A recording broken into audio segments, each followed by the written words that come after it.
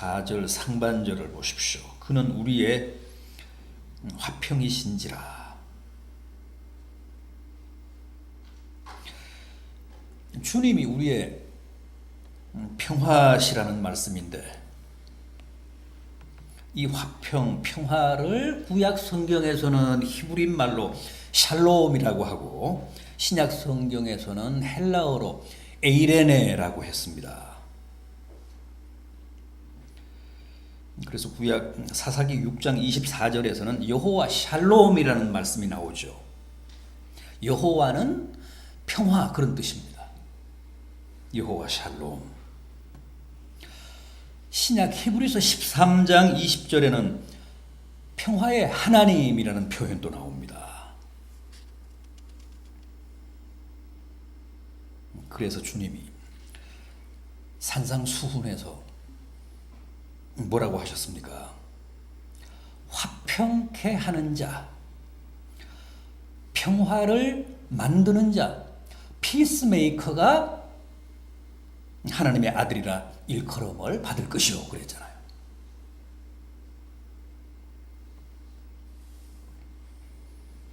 여호와 샬롬이시기 때문에, 여호와는 평화시기 때문에 피스메이커들, 평화를 도모하는 자, 평화를 만드는 자는 하나님의 아들이라 불리움을 받을 것이다, 일컬음을 받을 것이다.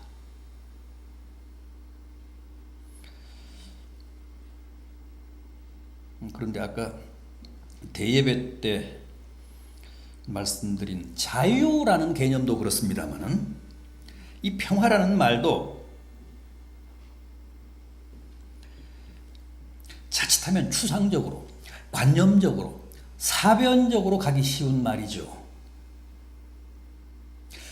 그래서 반드시 관계적인 개념으로 파악해야 비로소 그 실체를 우리가 깨달을 수 있습니다.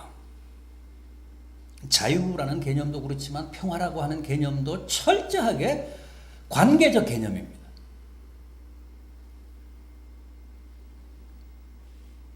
평화에는 그 대상이 있어서 마치 둘 사이에 막힌 담을 헐듯이 그 상대와 화해하고 소통할 때 비로소 진정한 평화가 회복이 되고 이룩된다는 겁니다.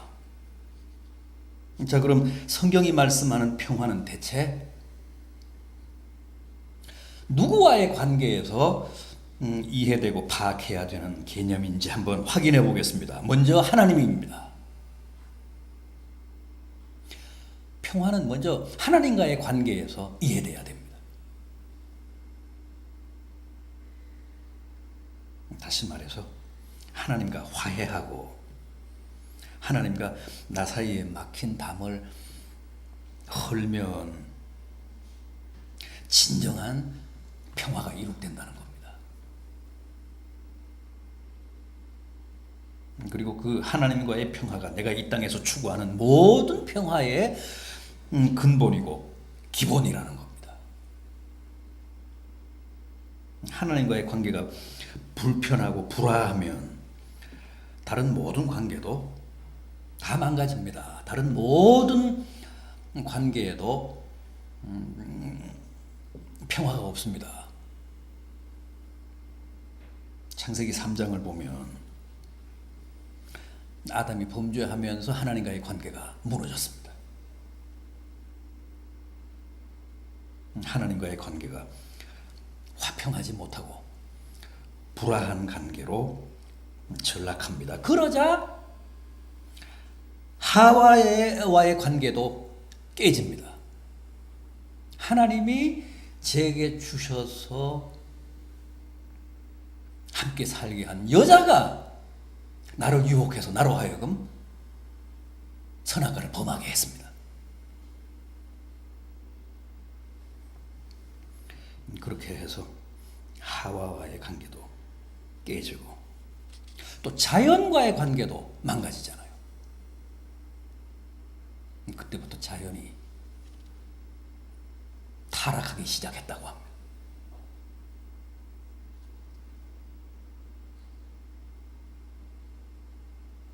가인과 아벨의 형제 관계도 파탄나잖아요.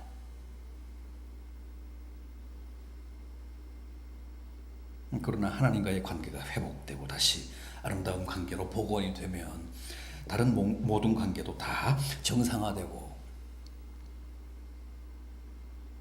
화평의 관계로 새로워집니다.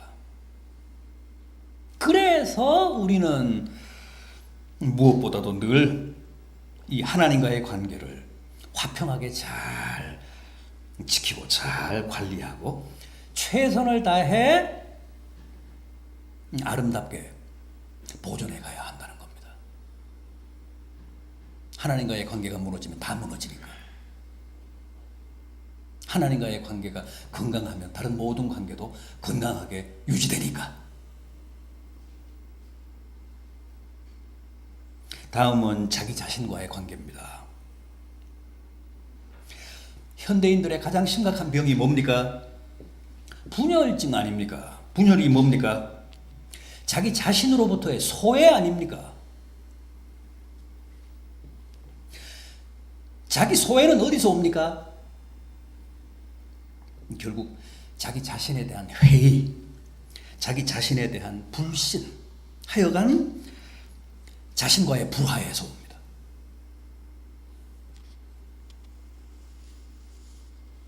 자기 자신을 긍정하지 못하는 겁니다. 자기 자신을 용납하지 못하는 겁니다. 자기 자신을 믿지 못하는 겁니다. 그래서 날마다 자학하고 비관하고 자기 자신을 미워합니다. 그런 사람은 자신에 대한 불만과 불신에 가득 차서 늘 짜증과 회의와 초조 속에서 삽니다. 자신이 막 증오스럽습니다. 그게 달하면 자살하는 겁니다. 자신을 포기하는, 자신을 버리는 겁니다. 자신을 저주하는 겁니다.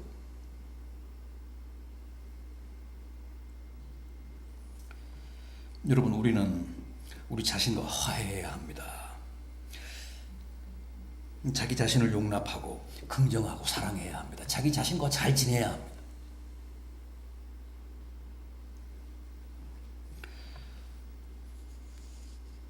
내 이웃을 내 몸과 같이 사랑하라.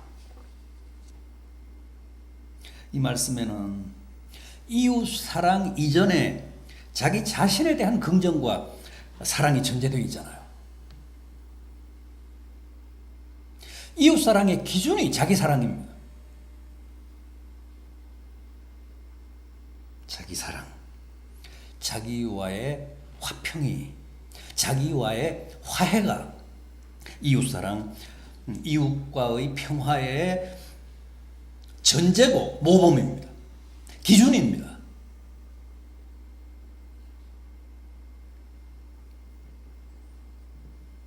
따라서 자기를 긍정하고 자기를 용납하고 자기를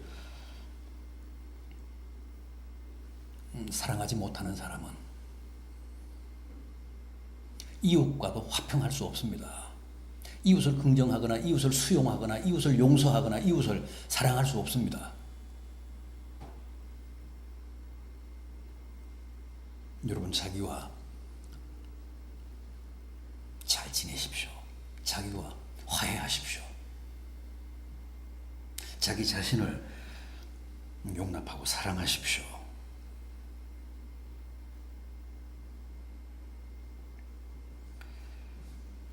언제까지 자신을 미워하며 스스로 자신을 소외시키며 분열 속에서 사실 겁니까?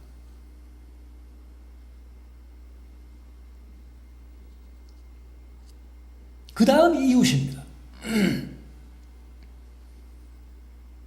우리는 참 이웃과 잘 못 지냅니다. 여러분들은 이웃과 잘 지내십니까? 우리는 모든 사람들이 다 그렇습니다. 이웃과의 관계에서 평화가 없습니다. 생각해보면 모든 인간관계가 다 불안정하고 위태롭기 짝이 없습니다.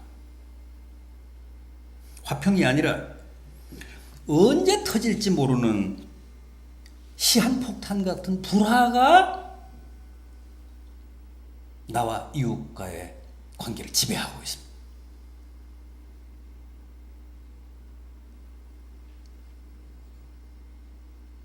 더구나 우리에게는 저 북한 동포들이 있잖아요.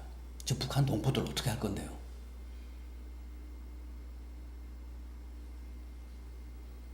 오늘이 북한 선교 주일이고 다음 주일이 6.25 66돌입니다. 우리는 남북이 다 한 형제고 한 자매인데 지난 70년 동안 화해하지 못하고 마치 가인과 아벨처럼 야곱과 에서처럼 서로 미워하고 저주하고 증오하며 오늘까지 살아왔습니다. 어떻게든 이걸 풀어야 합니다. 그래서 남북한이 서로 화해해야 합니다. 이 문제 해결하지 않으면 정말 우리 민족에는 희망이 없습니다. 평화 없이 어떻게 미래가 있고 무슨 번영이 있겠습니까?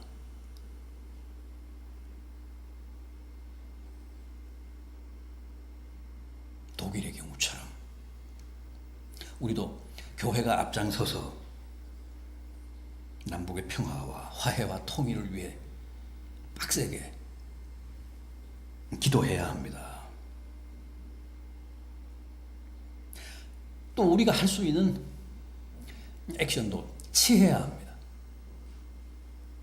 왜냐하면 우리 믿는 사람들은 한 사람 한 사람이 다 평화를 위해 부름받은 평화의 사도들이고 피스메이커들이기 때문에 그렇습니다. 미안하지만 세상 사람들은 그렇지 않습니다. 어떤 말로 그럴듯하게 치장을 한다고 해도 세상 사람들은 본질상 죄의 종들이기 때문에 피스메이커가 아니라 트러블 메이커입니다. 정치가 아무리 잘난 체 해도 마찬가지입니다.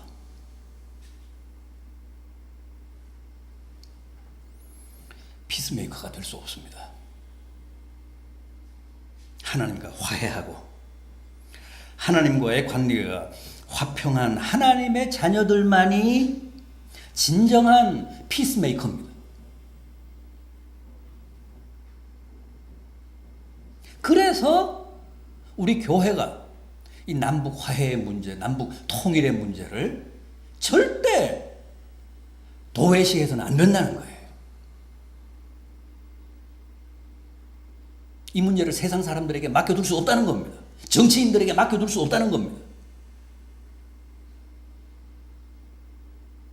사심 없는 하나님의 자녀들인 피스메이커들이 나서서 기도하고 평화를 도모하고 화해를 위해 헌신하고 희생하며 복무해야 된다는 거죠.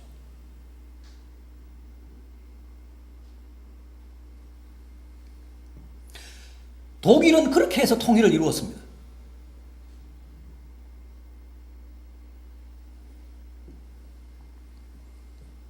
또 있습니다. 자연입니다. 자연과의 화해입니다. 인간은 하나님께 범죄하고 타락하는 과정에서 자연과 원수가 되고 말았습니다. 자연과 적대관계가 되고 말았습니다. 자연은 원래 인간의 가장 가까운 이웃이고 인간 생존의 요람이었습니다. 그런데 이제는 천적이잖아요. 그동안 인간은 끊임없이 자연을 학대하고 파괴하고 오염시키고 변질시키면서 철저하게 유린해 왔는데 이제는 자연이 반격에 나섰습니다. 온갖 재해와 가공할 재앙으로 인간에게 무시무시한 보복을 감행하고 있습니다.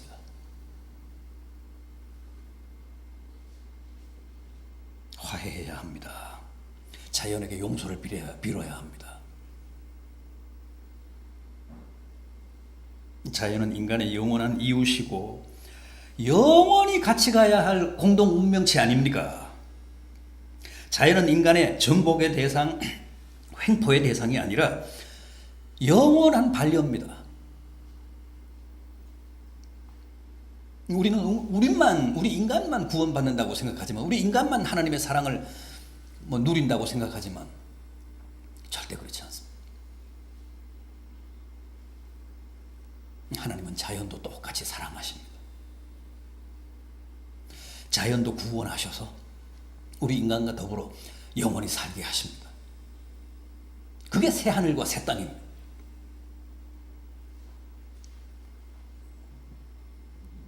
그래서 자연이 지금도 탄식하며 어떻게든 하나님의 아들들이 나타나기를 고대한다고 하잖아요. 로마서 8장 말씀을 보면 제대로 된 하나님의 아들들, 피스메이커들이 많이 출현해서 자연과 서로 화해하는 관계가 되기를 간절히 소망하고 있다고 합니다.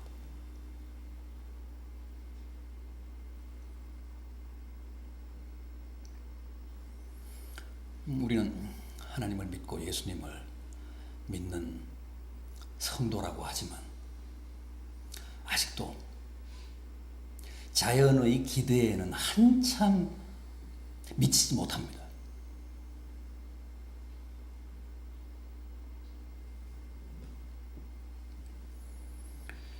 아무튼 자연과의 평화, 자연과의 화해 없이는 절대 인류의 미래는 없습니다.